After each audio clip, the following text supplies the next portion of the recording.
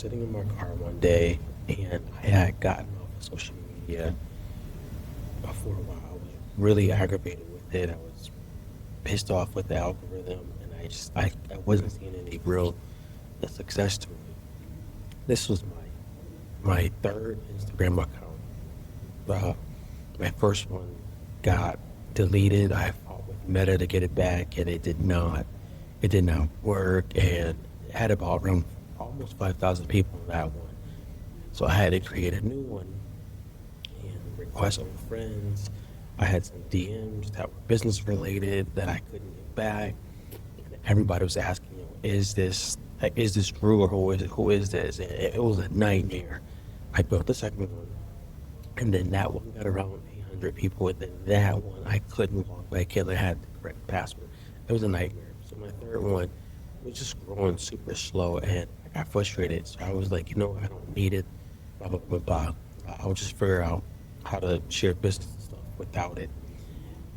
And I was doing that. And it felt cool, like one more thing off my plate, until I realized God had let me know that He wanted to use my platform for Him too. I would talk about business and God. I would talk about faith and fitness at that time. I would talk about faith and consistency. How does that work in the long run? How do you combine the two? Because faith has always been my foundation. And I remember driving and I said, if you want me to use it like that, you gotta keep showing me what I'm on for, how to do it in a way where it's not, I'm not sitting there preaching at people all day. And something shifted greatly that day. I didn't need to try to become the next Alex Hormozi. I love Alex Hormozi. I didn't need to try to become the next Gary Vaynerchuk. I love Gary Vaynerchuk. And I didn't need to try to match anybody else's style just so I could feel that I fit in, because I was using the platform for His purposes. Now, there's a story in the Bible that talks about Jesus getting ready to teach, and there were so many people coming at Him that He needed to use Peter's boat, one of His disciples' boat. He was a fisherman. He needed to use his boat. Here's the cool part of the story is that Jesus has no mic, He has no sound system, nothing.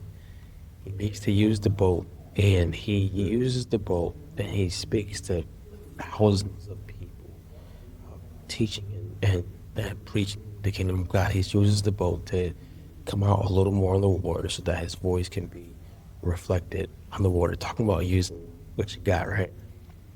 He does that, and then after He tells Peter, hey, okay, now I want you to go out and throw your net to the water again to catch fish. And Peter's like, we've been fishing all day, bro. We've caught nothing. But because you're telling me to do this, I'm going to go ahead and do it anyway. And he throws his net out, and he's caught so much that his net is filled, his partner's net is filled, and he had to call another boat to come and help him to fill that up.